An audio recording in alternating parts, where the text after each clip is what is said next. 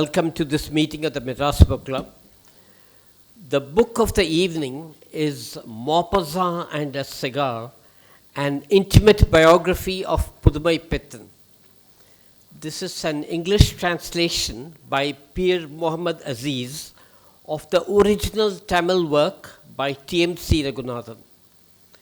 This book has been published under the translation initiative of the Tamil Nadu Textbook and Educational Services Corporation. Mr. Azees will be in conversation this evening with Ms. Dinakari Chokkalingam, writer and daughter of Pudumaipithan. May I request Mr. Azees and Mrs. Chokkalingam to please take their seats on the dais.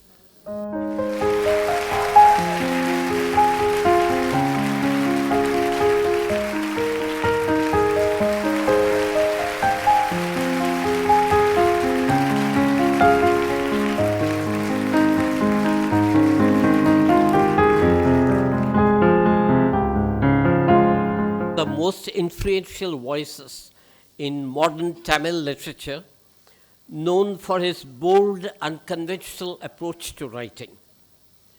At a time when Tamil literature was steeped in romanticism and moral idealism, Pudumaipithan introduced a sharp, realistic, and often satirical perspective that challenged social norms.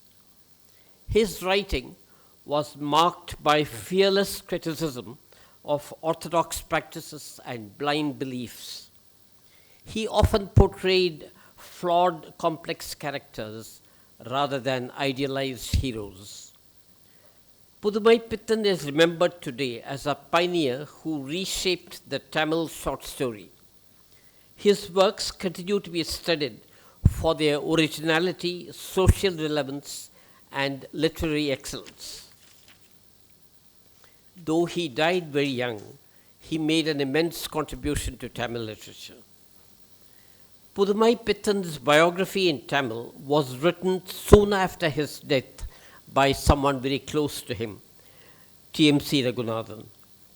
It was translated into vivid conversational English by Peer Mohamed Azees. The book captures Pudumaipithan's brilliance as well as his unwillingness to compromise and his antipathy towards every shade of ideological hypocrisy.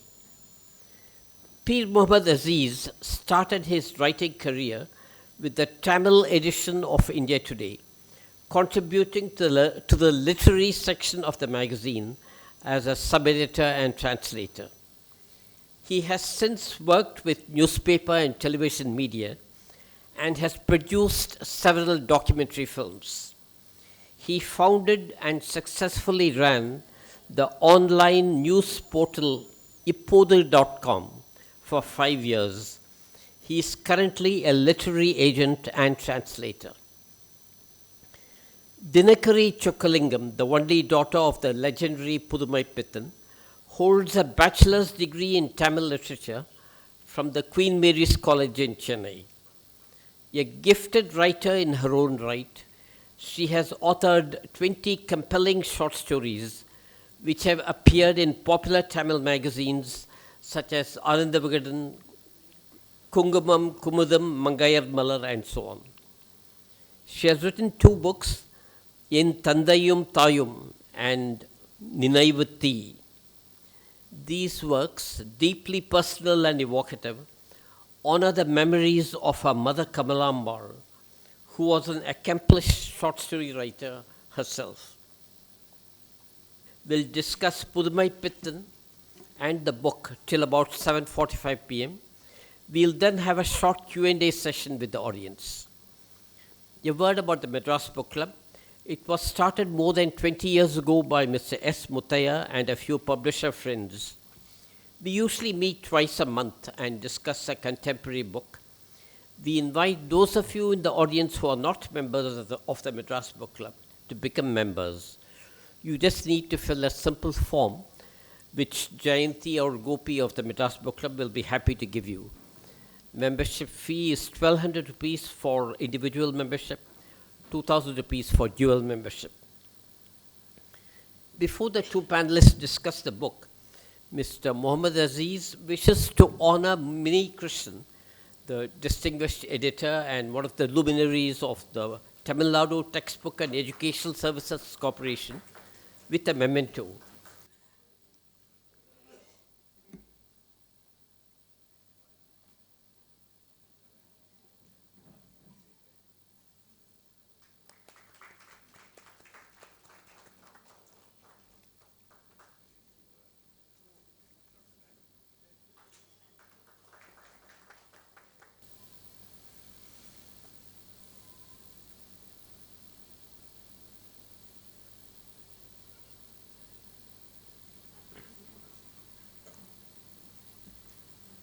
Thank you. I now request the two distinguished panelists, Peer Mohamed Azees and Mrs. Chokkalingam, to take the floor and discuss the book of the evening. Thank you.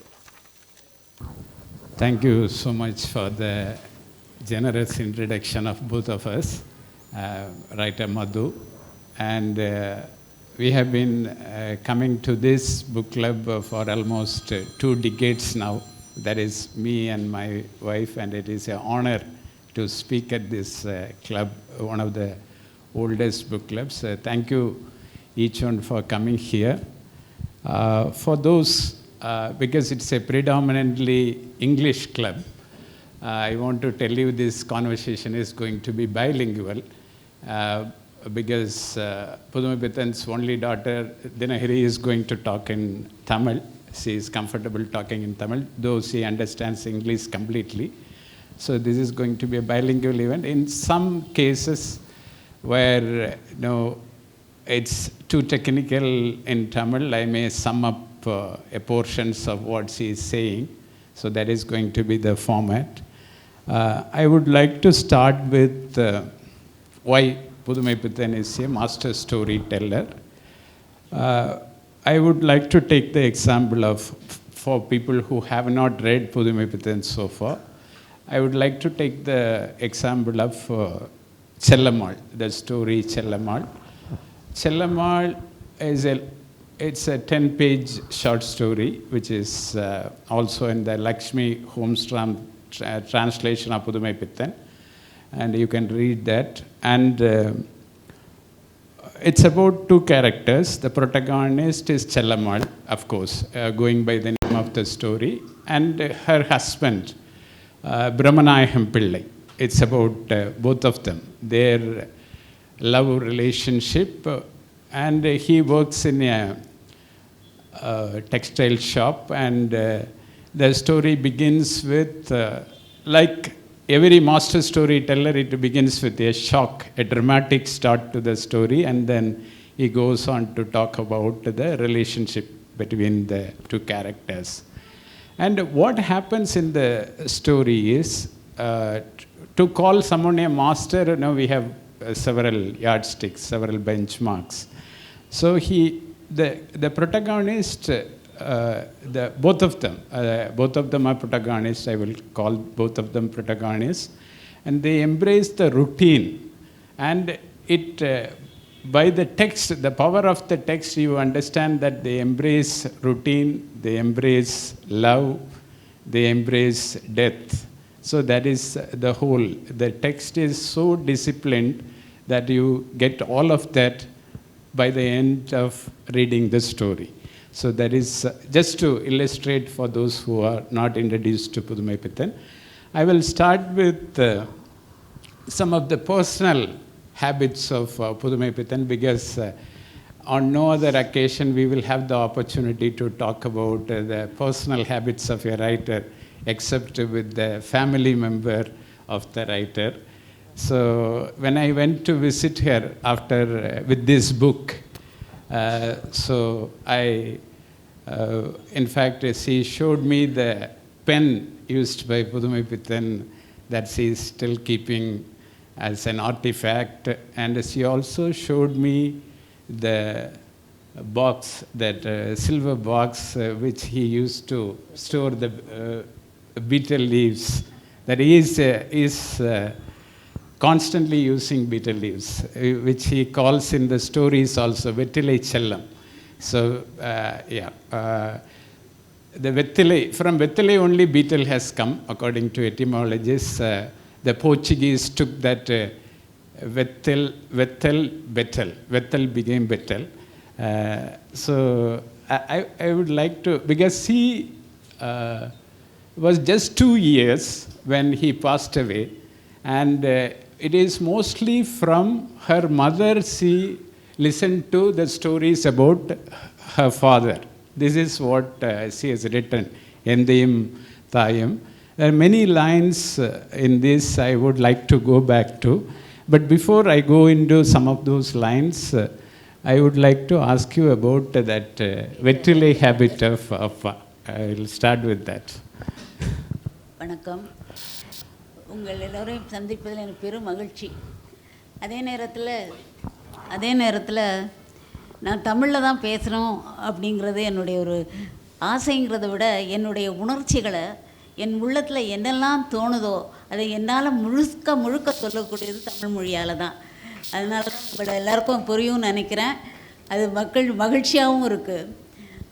தம்பி சொன்ன மாதிரி வெத்தலை செல்லம், அப்பாவுக்கு வந்து வெத்தலை செல்லமாக இருந்ததா என்னன்னு தெரியல. வெத்தலை போடுறது அவர் ஒரு கதையில் எழுதியிருப்பாங்க, மகா யக்ஞம் மாதிரி, அதாவது ஒரு யோகா இது பண்ணுற மாதிரி அப்படின்னுட்டு. அதை செய்கிறது ஒவ்வொரு விஷயத்தையும் கதையில் எழுதியிருப்பாங்க. புதுமைப்பித்தன் மகளாக இருக்கிறது எனக்கு பெரிய பெருமை, மகிழ்ச்சி. ஒரு பெரிய கிரீடத்தை என் தலையில் வச்ச மாதிரி தான் இருக்குது. ஆனால் அதே நேரத்தில் பெரிய துரதிர்ஷ்டம் என்னென்னா, எனக்கு 2 வயசில் நான் அப்பாவை இழந்துட்டேன். நான் பிறந்து 1 வருஷத்துக்குள்ளே தான் அப்பா என்னை தூக்கி கொஞ்சம் விளையாடிட்டெல்லாம் இருந்திருப்பாங்க. அதை கூட கடிதத்தில், அம்மாவுக்கு எழுதின கடிதத்தில் எழுதியிருப்பாங்க, அவள் அப்பான்னு கூப்பிட ஆரம்பிக்க போகிறான்னு நீ சொல்கிற, பார்த்து எனக்கு ரொம்ப சந்தோஷமாக இருக்கும். பூனாக்கு போயிட்டாங்க அப்போ. அந்த நேரத்தில் அப்பா எழுதின கடிதங்கள் பூரா என்னை பற்றியே இருக்கும். எனக்கு ரொம்ப கஷ்டமாக இருக்கும் அதெல்லாம் படிக்கும்போது. இப்போ கூட எனக்கு அப்பா பிறந்தது 1906 ஏப்ரல் 25, நான் பிறந்த 1946 ஏப்ரல் 28. 2 வயசு 48 அப்பா போயிட்டாங்க. பெரிய சுமை. அதை வந்து ஒரு குழந்தையா, அது வந்து அந்திம காலத்தில் புதுமைப்பித்தன்னு ஒரு எழுத்தாளர் எழுதியிருப்பார், கவிக்குயில் சிதம்பரம். அதில் அவருங்க அந்த கடைசி காலத்தை வர்ணிச்சிருப்பார். அதாவது அப்பாவுக்கு எதெல்லாம் செய்வாங்களோ அந்த கடைசி இறுதி யாத்திரைக்கெல்லாம் பண்ணிகிட்ருப்பாங்க. அப்போ வந்து எதுவுமே தெரியாமல் அம்மா கதறிட்டு இருப்பாங்க. நான் ஒரு இடத்துல நின்றுட்டு என்ன பண்ணுறதுன்னு ஒன்றுமே புரியாம, 2 வயசு குழந்தைக்கு என்ன தெரியும், அப்படியே அழுதுட்டு இருந்துருக்கும்போது சிதம்பரம் எழுதியிருப்பார், அந்த குழந்தை வந்து பயங்கரமாக அழுதுட்டு இருந்தா தினகரின்னு, அவளை சேர்த்து அணைத்து கொண்டேன். இந்த நேரத்தில் என்னுடைய உணர்ச்சிகளை நீங்கள் எல்லாரும் சேர்ந்து என்னை அணைத்துக்கொள்வது போல் எனக்கு தோணுது. வாழ்க்கைங்கிறது மரணம் எல்லோருக்கும் உரியது தான். இன்று இருப்பார் நாளை இல்லைங்கிறது உண்மைதான். ஆனாலும் நட்டாத்தில் விட்டுட்டு போன மாதிரி எங்களை விட்டுட்டு போயிட்டாங்க அப்பா. ஆனாலும் இந்த 100 வருடங்கள் தாண்டியும் என்னை கேட்டால் இந்த அறையில் கூட அப்பா எங்கேயோ ஒரு தினமெல்லாம் பேசுகிறத கேட்டுட்டு இருப்பாங்கன்னு தான் நான் நினைக்கிறேன். இந்த தம்பியோட அறிமுகம் கிடைச்சதே எனக்கு ஒரு ஆச்சரியமான விஷயம். திடீர்னு வந்தாங்க ஒரு நாளைக்கு. இந்த மாதிரி நான் தோமுசியோட அப்பா எழுதின வாழ்க்கை வரலாறு, அப்பாவை பற்றி எழுதிய வாழ்க்கை வரலாறு ஆங்கிலத்தில் மொழிபெயர்த்திருக்கேன்னு கேட்டோம். எனக்கு ரொம்ப மகிழ்ச்சியாக இருந்தது. ஏன்னா அதனை படித்து புரிந்து கொள்ள இந்த காலத்து குழந்தைகளுக்கு இந்த மாதிரி ஆங்கிலத்தில் இருந்தால் தான் முடியுங்கிறது என்னுடைய பேரனுடைய இதுலேருந்து நான் சொல்கிறேன். தற்பெருமே நினைக்காதீங்க. அவங்க வந்து புத்தகம் கொடுத்துட்டு போன நம்ம 2 நாள் கழித்து அவங்க மதுரையில் இருக்காங்க, வந்திருந்தாங்க. வந்தவுடனே நான் இந்த மாதிரி இந்த மாமா கொடுத்துட்டு போனாங்கப்பா, நீ படிச்சுப்பாரு அப்படின்னு கொடுத்தேன். வாங்கிட்டு போய் படிச்சுட்டு 3ஆவது நாள் எனக்கு ஃபோன் பண்ணுறான் அங்கேருந்து. அம்மான்னு தான் கூப்பிடுவான். புதுமைப்பித்தன் தாத்தா பற்றி படித்து நான் ராத்திரிலாம் தூங்கலை.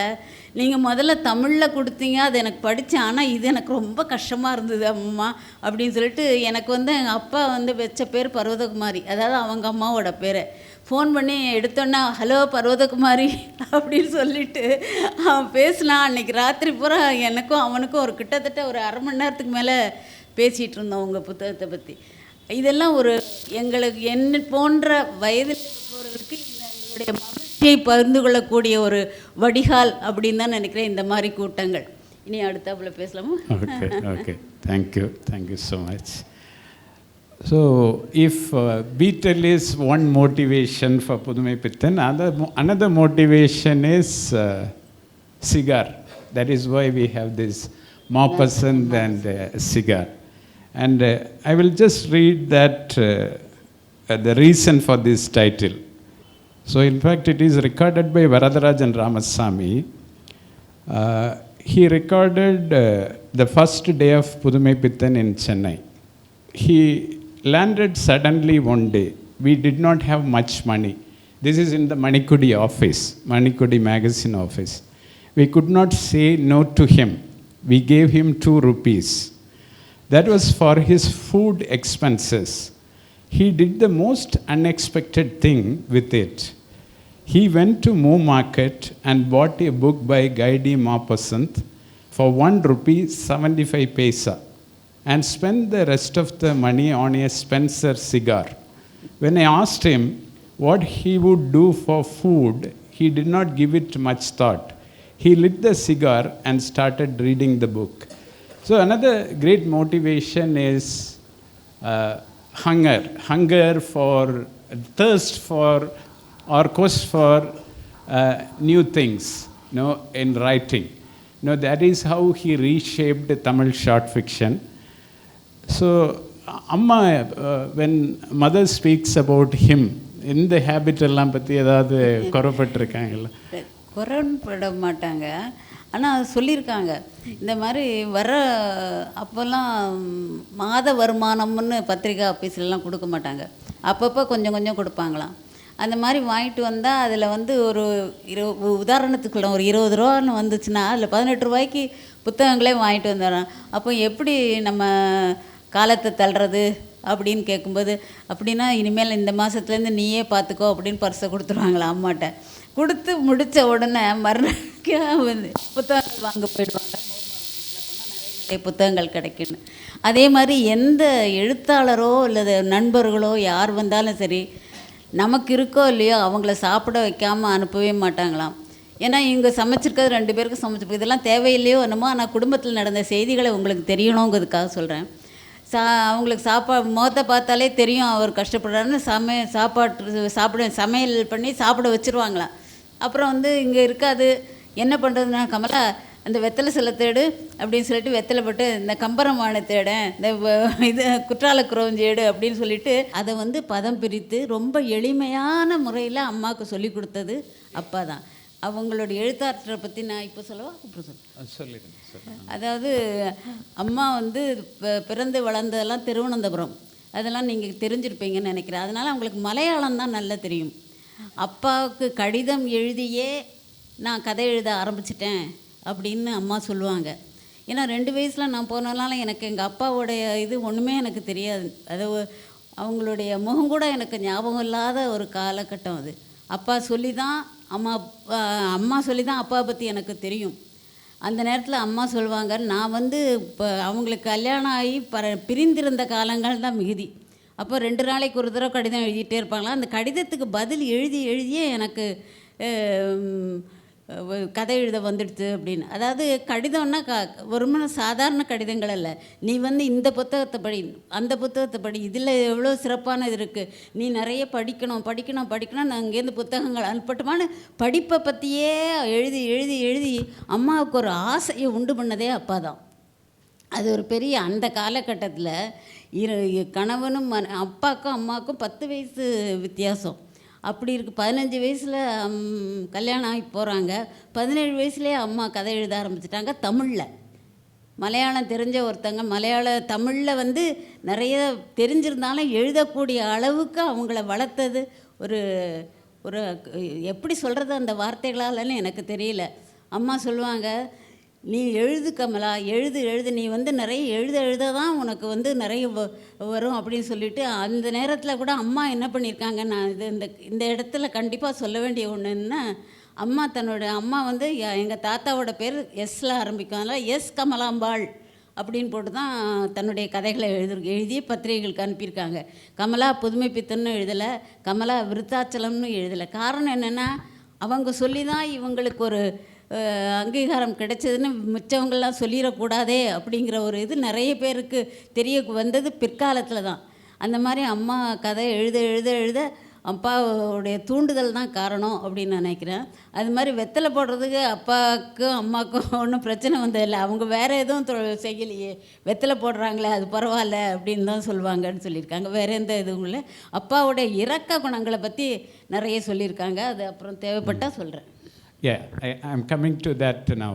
The generosity of this book is full of Thomusi Ragunathan recorded his generosity, including an instance when he took a loan of 100 rupees to get to Tirunelveli, but he went to a restaurant where he saw another writer being reprimanded for not paying some loan he has taken from the hotel.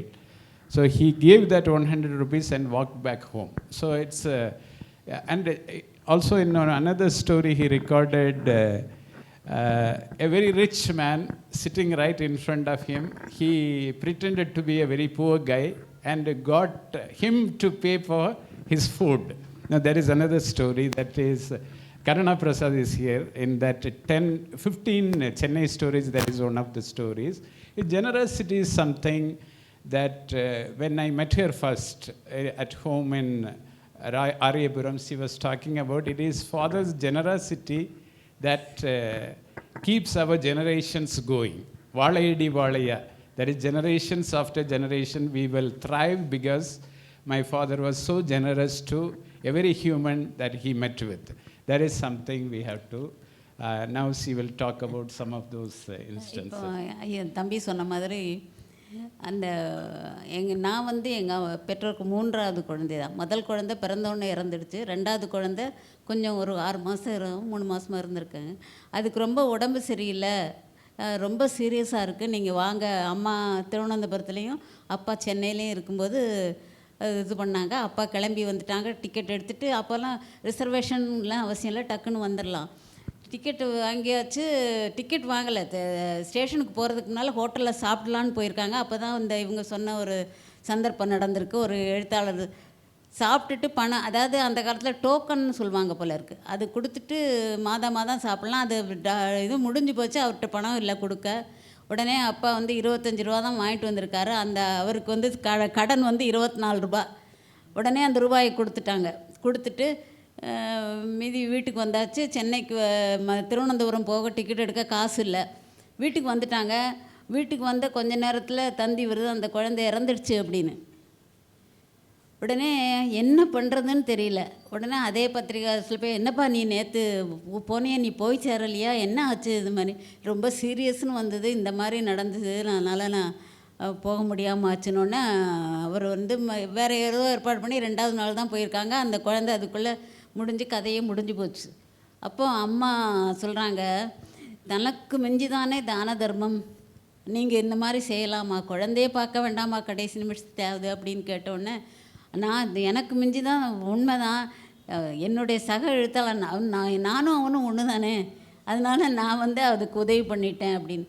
அது மாதிரி அப்பாவுடைய கருணை உள்ளம்ங்கிறது ரொம்ப அதிகம்.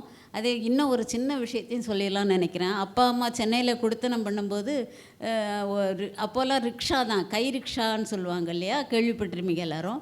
அதில் ஏறிட்டு போய் ஹோட்டலில் போய் சாப்பிட போயிருக்காங்க. சாப்பிட்டு என்னெல்லாம் சாப்பிட்டாங்களோ அதில் ஒவ்வொரு பார்சல் போட்டுட்டு வெளியில் அம்மா சொல்லியிருக்காங்க, நம்ம 2 பேர் தானே, எதுக்கு வீணாக வாங்குறீங்க, பேசாமல் இருக்காமலா அப்படின்னு சொல்லி வெளியில் வந்து அது ரிக்ஷாக்கார, இது முதல்ல சாப்பிட்டுட்டு வண்டி எடு ராசா அப்படின்னு. அவன் நாக்கு கணக்கு பார்த்துருவான், ஐயோ சாமி அப்படின்னு சொல்லிட்டு.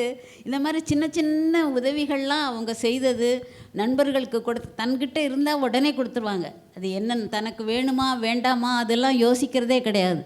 அப்படிப்பட்ட ஒரு நல்ல உள்ளம்தான் எங்களை இன்னும் வாழ வச்சிட்ருக்குன்னு நான் நம்புகிறேன். Great. Okay.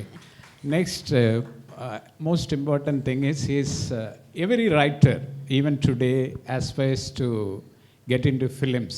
The next stop will be films, and for Pudumaipithan also, it's no exception. He ventured into films, which TMC Ragunathan portrays as one of the most problematic decisions, according to the biographer TMC Ragunathan. But when I started talking to Dinakari about it, I got a different perspective. That is a natural course. No? When you now we see a lot of our colleagues, writers, getting into writing for Netflix, writing for Amazon Prime. So that time it was a natural progression for a writer like Pudumaipithan, who is so well celebrated for his short fiction. So how did the family look at his venture into the film world? So that is important. அது வந்து முதல்ல காமவல்லின்னு ஒரு படத்துக்கு எழுதினாங்க. அதில் success ஆகிட்டு அதுலேருந்து அவங்க திரைப்படத்துறைக்கு போனது. அந்த திரைப்படத்துறைக்கு போனது பெருசு இல்லை. அங்கே ஔவையாருக்கும் அவங்க முதல்ல எழுதியிருக்காங்க. அது ஒரு இலக்கியத்தரமாக இருந்ததுனால அவங்க வந்து இவ்வளோ இலக்கியத்தரமாக எனக்கு எந்த கிளாஸ் எல்லாருக்கும் புரியாது அப்படின்னு சொல்லிட்டு அது கதை இலாகான்னு போட்டு ஔவையார் எடுத்துட்டாங்க. ஆனால் அந்த பணத்தை கொடுத்துட்டாங்கன்னு சொல்லுவாங்க. அப்புறம்தான் தியாகராஜ பாகவதர் ராஜமுக்தி படத்துக்காக அப்போ அவருக்கு ஏதோ ஒரு சட்ட பிரச்சனை என்னெல்லாமோ இருந்ததுனால பூனாவில் தான் போய் ஷூட்டிங் பண்ணணும் அப்படின்னு சொல்லிட்டு கதையாசிரியருக்கு அழைச்சிட்டு போயிட்டாங்க. அது வந்து போனது வந்து நான் நினைப்பேன் என்னை பொறுத்தவர்களுக்குள்ள அப்பா திரைப்படத்துறைக்கு போனது ஒரு துரதிர்ஷ்டம் மாதிரி தான். ஏன்னா இங்கே இருந்திருந்தாங்கன்னா அவங்களுக்கு அந்த மாதிரி காசணும். ஏற்கனவே அப்பா மெலிவாக தான் இருப்பாங்களாம். சின்ன வயசில் அப்பா வந்து அம்மாவை இறந்துட்டான். நான் எப்படி அப்பாவை இழந்தேனோ அது மாதிரி அம்மாவோட பிரிவு, அது சிற்றன்னை கொடுமைன்னுலாம் சொல்லுவாங்களே அந்த காலத்தில், அது சகஜமாக இருந்திருக்கு. ஆனால் அதனால உள்ள போஷாக்கு இல்லையோன்னவோ அப்பா வந்து ரொம்ப உடனடியாக காசநோய் அட்டாக் ஆகிடுச்சு. அது வந்து அம்மா கூட இருந்து கவனிச்சிருந்தாங்கன்னா நிச்சயமாக இருந்திருக்கும். இவங்களும் போக முடியாது, அவங்களும் வர முடியாது. அந்த நேரத்தில் தான் காந்தியடிகள் அங்கே சுட்டு கொன்றது, அதுவும் அப்பா எழுதியிருப்பாங்க. பூனே என்றால் புண்ணிய நகரம் என்பார்கள், இப்பொழுது எனக்கு அதை பார்த்தால் பாவ பூமியாக தெரிகிறது அப்படின்னு சொல்லிட்டு. அப்பா வந்து சுத்த சைவம், முட்டை கூட சாப்பிட மாட்டாங்க. அதனால் சாப்பிடவும் முடியலை. எனக்கு பால் மட்டும்தான் குடிக்க கிடச்சிது, மிச்சதெல்லாம் சாப்பிட முடியலன்னு ரொம்ப அவரை வந்து எப்படியோ ட்ரெயின் ஏறி சென்னைக்கு திருவனந்தபுரத்துக்கு வந்து இறங்குறாங்க. அவங்கள பார்த்து அம்மாவுக்கு மயக்கம் வந்துடுச்சான். அவ்வளோ ஒரு குச்சியாக, ஏற்கனவே ஒல்லியாக இருப்பாங்க, காசநோய் அட்டாக் ஆகி கடைசி நேரத்தில் வந்ததுனால அப்போ வந்து இவர் கேட்குறாரு, ஒரு நண்பர் கேட்குறாங்க, என்னப்பா இந்த நிலைமையில் நீ இவ்வளோ தூரம் பிரயாணம் பண்ணி வந்திருக்கியே எதுக்கு அப்படின்னோடனே, என் தலையை தடவி இவளை பார்க்க தான் வந்தேன் அப்படின்னு. அது வந்து ரொம்ப கஷ்டமான நேரம். அந்த இடத்துல அங்கே வந்து பூனாவில் இருக்கும்போது நிறைய கடிதங்கள் அம்மாவுக்கு இதே மாதிரி கடிதங்கள் எழுதிட்டே இருந்திருக்காங்க. தினகரிக்கு அது வாங்கி வச்சுருக்கேன், இது வாங்கி வச்சுருக்கேன், பொம்மை வாங்கி வச்சுருக்கேன், சட்டைகள் வாங்கி வச்சுருக்கேன்லாம் இது தொடர்ந்து எழுதிட்டே இருந்தவங்க தனக்கு காசநோய் அப்படின்னு தெரிஞ்ச உடனே அந்த புத்தாண்டுக்கு வந்து தினகரிக்கு பொய் முத்தம், அதாவது குழந்தை நான் வந்தாலும் அவளை தொட முடியாது, தூக்க முடியாது அப்படின்னு சொல்லிட்டு நான் வந்து அந்த கடிதத்தில் எழுதியிருப்பாங்க, நான் இருக்கிறேன் போகிறேன் அது வேறு விஷயம், ஆனால் நம்ம குழந்தைக்கு என்னால் ஒரு தொந்தரவு வந்துடக்கூடாது அப்படின்லாம் எழுதுகிற கடிதங்களை படிச்சிங்கன்னா கண்ணீர் வந்துடுங்க. இது வந்து நான் எப்படி சொல்கிறதுன்னு எனக்கு தெரியல, வார்த்தைகள் இல்லை. அந்த மாதிரி ஒரு அன்பான உள்ளங்கள் அதை நம்ம இழந்தது. நீங்கள் வந்து புதுமைப்பித்தனுடைய கதைகளை பற்றி பேசுகிறதுக்கு நிறைய பேர் இருப்பாங்க, அவருடைய இலக்கியத்தை பற்றி பேசுறதுக்கு எண்ணிறந்த அப்பாவே சொன்ன மாதிரி வாழையடி வாழையாக அவன் வாசகர்களுக்காக நான் எழுதியவனோ ஒருத்தனுக்காக நான் எழுதிட்டுருக்கேன் அப்படின்னு. அந்த மாதிரி நிறைய பேர் இருந்தாலும் அவருடைய இதயத்தை புரிஞ்சு கொள்றணுங்கிறதுக்காக தான் இந்த செய்தியை உங்கள்கிட்ட நான் சொல்கிறேன்.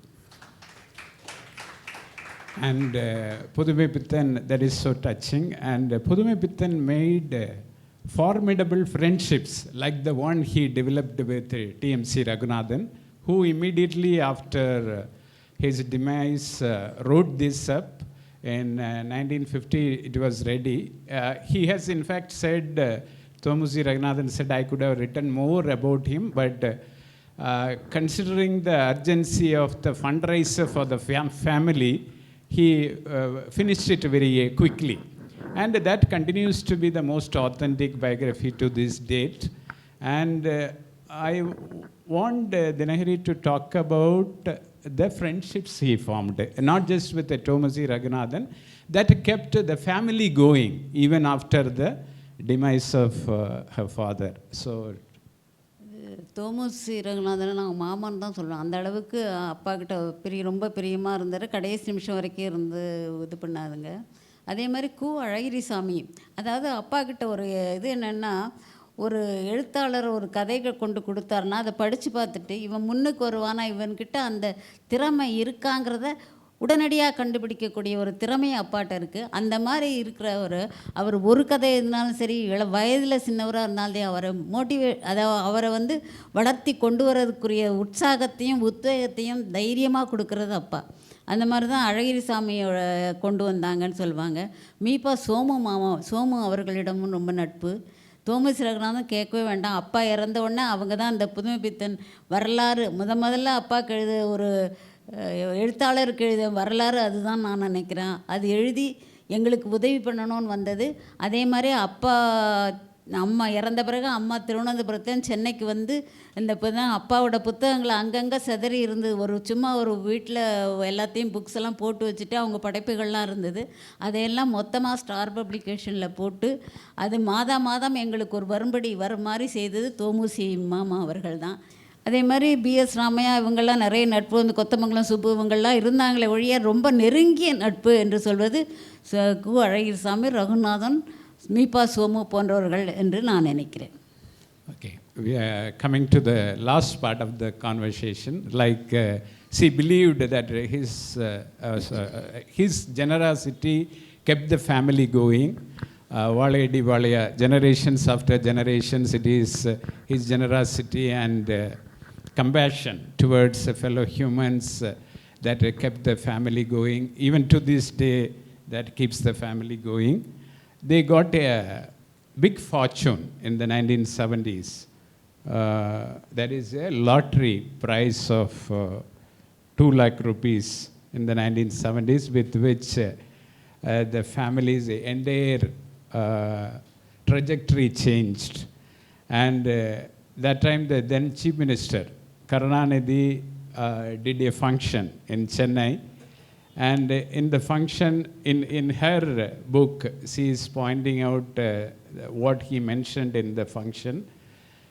இதுவரை நடைபெற்ற பரிசுகளில் இதுதான் ஆகச் சிறப்புடையது. Karunanidhi said that the lottery, so many people have won this lottery, but this is the most important prize. It has gone to a family of a writer. I'm very happy about it. And that time, her mother's short story collection, she also explained how her father made her mother a great writer herself. That time, the Kasumali, the short story collection written by Kamalambal, has come out. And she has given the copy of that to the then Chief Minister Karunanidhi. And before giving the prize, Karunanidhi has spoken in his usual style. நான் பரிசு தொகையை சும்மா கொடுக்கவில்லை, எனக்கு கமலாம்மா காசு மாலை கொடுத்துள்ளார் அப்படின்னு சொல்லியிருக்கார். அதாவது யூ அண்டர்ஸ்டாண்ட் தட். ஸோ இந்த மெமரி பற்றி how this change the fortune of the whole family. அந்த பரிசு சீட்டை நாங்கள் எதுக்காக வாங்கினோம், எப்படி வாங்கினோங்கிறதையும் உங்கள்கிட்ட நான் சொல்லணும். அதை இந்த புத்தகத்திலே நான் எழுதியிருப்பேன். அது சொல்கிறதுக்கு 2 காரணங்கள் இருக்குது அப்படின்னு சொல்லிட்டு. அதாவது நான் கல்லூரி படிப்பை முடித்து வேலை தேடிட்டு இருக்கும்போது எனக்கு திருமண வீட்டை வந்தோடனே அம்மாவுக்கு ரொம்ப பிடிச்சி போச்சு. அதனால் திருமணத்துக்கு ஏற்பாடெல்லாம் பண்ணிகிட்டு இருந்தாங்க. கையில் பைசா கிடையாது. வீடு திருவனந்தபுரத்தில் எங்கள் அம்மா ஆச்சி இதுலேருந்து கொஞ்சம் இதெல்லாம் வந்தனால அதை வச்சு அட்ஜஸ்ட் பண்ணிடலாம் அப்படின்னு சொல்லிட்டு நான் மனசு ரொம்ப ஒரு மாதிரி இருந்தால் அம்மா சொல்லுவாங்க, எங்கேயாவது விண்டோ ஷாப்பிங் தான் போயிட்டு வரலாம் அப்படின்னுட்டு பாரிஸ் கார்னர் போயிட்டோம். போனோன்னு ஒரு குட்டி பையன் சீட்டு விற்கிறான், பரிசு சீட்டு. 1 ரூபாம்மா வாங்கன்னு. அவன் நானும் அம்மாவும் பஸ் ஸ்டாண்டில் நின்றுட்டுருக்கோம் அந்த இதுக்கிட்ட பாரிமனையில். அப்போ அந்த பையன் கேட்குறான், ஒருத்தருமே வாங்கலாம்மா, நீங்களாவது வாங்கன்னு. உடனே நல்ல காலம் வந்தது, அதிர்ஷ்டம் வரப்போகுதுமா அப்படின்னு. அவனா அம்மா சொல்கிறாங்க, என் அதிர்ஷ்டம் எனக்கு தெரியும்ப்பா, போ எனக்கு வேண்டாம் அப்படின்னு. உடனே நான் அந்த பையனை பார்த்து, ஏன்ப்பா இதை விற்க வந்திருக்கே, உனக்கு ஒரு இதில் என்ன காசு கிடைக்கும் அப்படின்னு. அதோ உட்காந்துருக்காரு பாருங்கள், அதான் எங்கள் அப்பா பீடி இது பண்ணிட்டு உட்காந்துருக்காரு. ஒரு சீட்டு விற்றா 10 பைசா. அதனால் நான் வாங்கிட்டு போகலன்னா விற்கலைன்னா என்னை போட்டு அடிப்பார் அப்படி உடனே அதனால் நீ சொல்லுக்கா அப்படின்னு என்கிட்ட சொல்கிறான். நான் அம்மாட்ட சொல்கிறேன், அம்மா குடும்பா பாவம் ₹1 தானே, நீ ரொம்ப குசலம் விசாரிச்சல்ல, அதான் உங்ககிட்ட வந்து இந்த மாதிரி கதையெல்லாம் விடுறான் அப்படின்னு சொல்லிட்டு வேண்டா விருப்பம் தான் அந்த ரூபாயை கொடுத்தாங்க. அவங்களுக்கு இதிலெல்லாம் நம்பிக்கையும் கிடையாது. அது மாதிரி ஒரு பணம் அப்பா வந்து பரிசு சிறுகதை போட்டி இந்த மாதிரி இதிலெல்லாம் கூட பரிசு கதையெல்லாம் அனுப்ப மாட்டாங்க, பிடிக்காது அப்படின்னுட்டு. உங்கள் அப்பா கொள்கையே வேறு, நீ என்னை போட்டு இந்த மாதிரி. நான் வந்து அதுக்கெல்லாம் சொல்லலாமா, அந்த பையனை பார்த்தா பாவமாக இருக்குது அப்படின்னு சொல்லிட்டு வாங்கிட்டு வீட்டுக்கு வந்தாச்சு. ஒரு மாதம் கழித்து இது வருது. நான் சும்மா இல்லாமல் புரட்டி பார்க்குறேன், எங்களுக்கு வந்து 2வது பரிசு 2 லட்சம் அப்படின்னு. உடனே நான் அம்மாவுக்கு வந்து உடனே என்ன சொல்கிறாங்க, அம்மா இந்த மாதிரி வந்துடுச்சுமா நமக்கு அப்படின்னு சொன்னேன். சரி உடனே கிளம்பு, நம்ம அந்த பஸ் ஸ்டாண்டுக்கு போய் பார்க்கணும், அந்த பையனை பார்த்து அவனுக்கு ஏதாவது செய்யணும் அப்படி.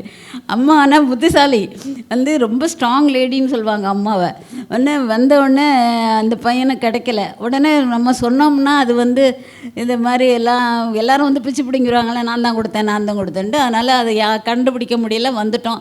அப்புறம் வந்து நேராக பரிசீட்டு அலுவலகத்துக்கு போய், அப்போ அரங்கநாதன் அவர் தான் டைரக்டராக இருந்தாங்க.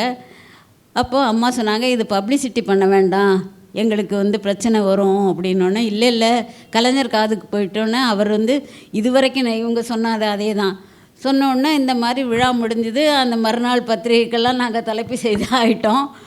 அந்த மாதிரி நேரத்தில் எங்களை அம்மா வருத்தப்பட விஷயம் வந்து 2.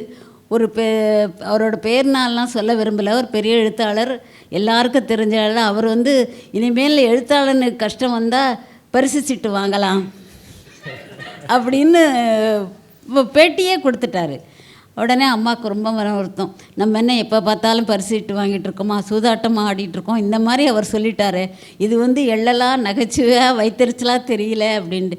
அதே நேரத்தில் கொத்தமங்கலம் சுப்பு வந்து என்ன ஒரு விழாவுக்கு போயிருந்தோம், ஒரு வாரத்தில் ஒரு திருமண விழாவுக்கு போயிருக்கும்போது என் தலையை தடவி, அப்போ வந்து நான் ஒரு கவிதை அப்பா பற்றி பிறந்தநாளை ஒட்டி அப்பா ஜூனில் இறந்தேன்னா அவங்க இறந்த நாளை ஒட்டி வந்ததுக்கு ஆனந்த வீட்டில் என்னுடைய கவிதை வந்திருந்தது.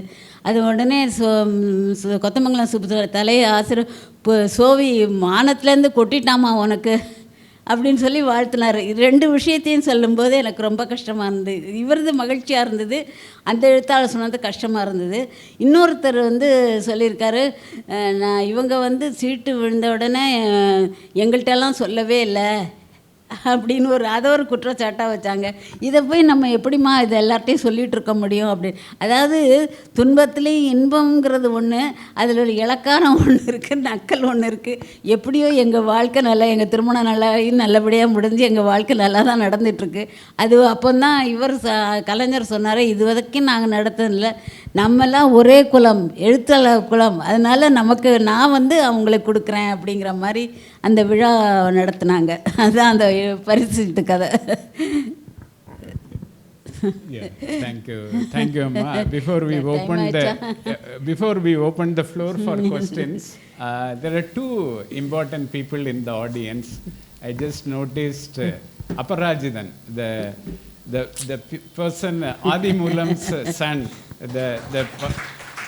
This cover made the book, and he was gracious enough to give that painting of the writer. One nimsham vaanga. Also, I want to call the publisher, Trisha Niyogi, onto the stage. 1 minute, just 1 minute.